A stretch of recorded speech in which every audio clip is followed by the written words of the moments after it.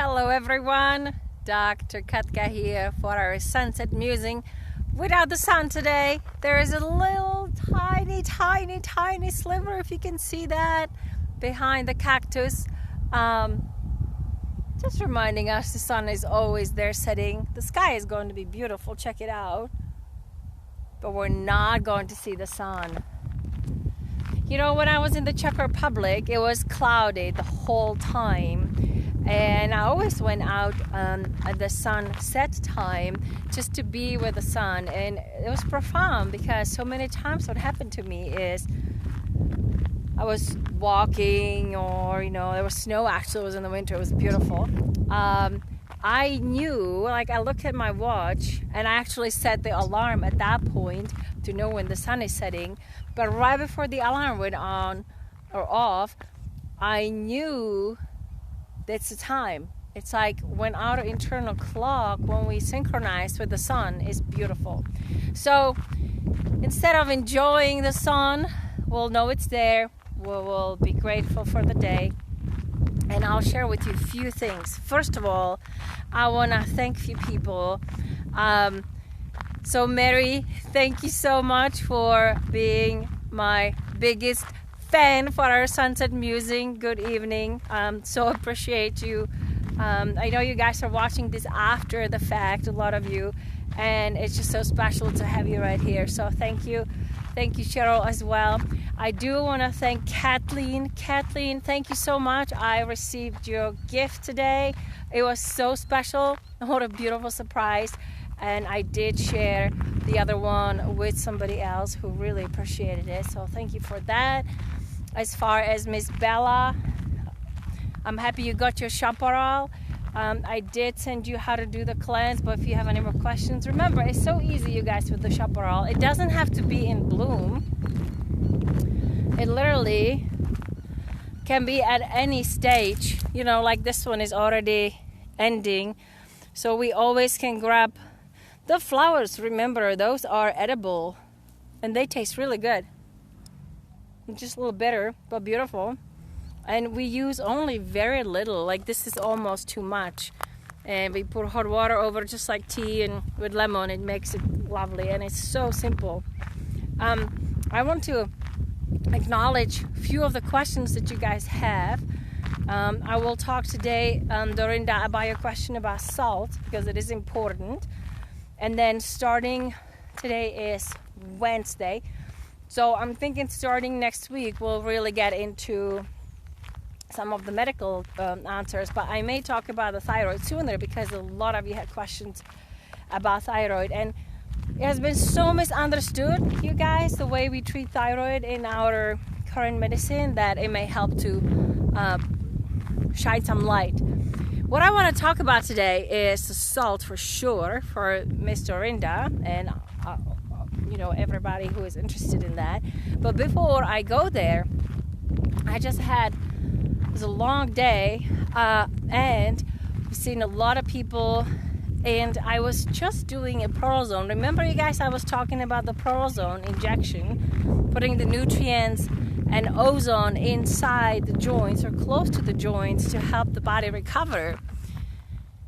And it is such a profound treatment. I could feel, and so did the patient. It creates, because we put nutrients in an area, when there's an injury, there's less blood flow, there is less nutrient going in, but also what happens energetically, we kind of guard the area, right? So energetically there's less flow in general. So when we do a treatment, it could be as simple as breath, bringing the breath into, I think I just got a thorn in my shoe, hang on a second. That's what happens with lovely Arizona. Thorns everywhere. Oh my gosh, the saguaros, you guys, are going to be blooming. They just moved to Arizona a few days ago. So I was telling them that they're in for a treat when the saguaros bloom. Oh, when that happens, you gotta come and see this. I can't wait.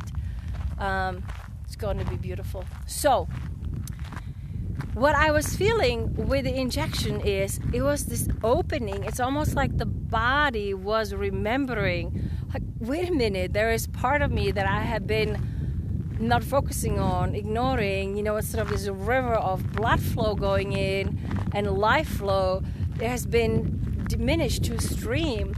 And he could feel it, and I could feel it when we put the ozone in, the oxygen. It was like this opening where the body was almost like, oh, yes, I remember. The ozone is amazing. It helps the body reset on so many levels. And I just love to be reminded, energetically of so much of what it does. But anyway, so let's talk about salt. We have heard so many bad things about salt. And the bottom line is there's different kinds of salt. So there is a table salt, which is just pure sodium chloride. And what that is, it's basically two chemicals put together, created table salt. And then there is salt that is being harvested from the ocean, from the earth. And that has sodium chloride, but also many other trace minerals. One of them is the Himalayan. And that's a whole different salt. So when we're talking about salt, I would always want us to think about the complex salt. The Himalayan, the true sea salt, not just the enriched salt. And that is actually an important nutrient for us. The trouble today is that most of our food is salted with just the sodium chloride table salt. And that is difficult for the body and for the kidneys to regulate with and regulate that. So you're going to notice when you have general processed food, I think I can remember, a hot dog, for example, right? It tastes great. Or chicken even from Safeway or something like that that's filled with salt to preserve it. We're going to be so thirsty afterwards. Like our body is trying to regulate. I don't know if you had that experience, you guys, but the body is trying to regulate all the salt coming in. So the idea is that salt is difficult for our organism to process and work with. However, more of the natural salt actually can serve as a supportive and cleansing agent. So I don't know if you remember, some of you do, like Mary, you were there. When we did our health reset, we used salt water in the morning to help to start creating, first, the detoxification gradient, and second, to be supplying the nutrients into our cells. So salt is actually very healthy and healing and important for our organism when it's the right salt. Oh, this looks pretty good, you guys. Look at that. It's like a little volcano behind me. And without me. That looks beautiful. A little bit of a sunset. What time is it? Let's see. Yeah, it's happening right now, actually. Look at us. There's a tiny little bit of sunset. Thank you, sun. Good night.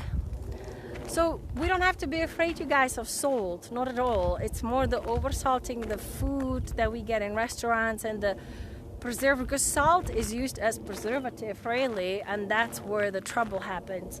So think about it.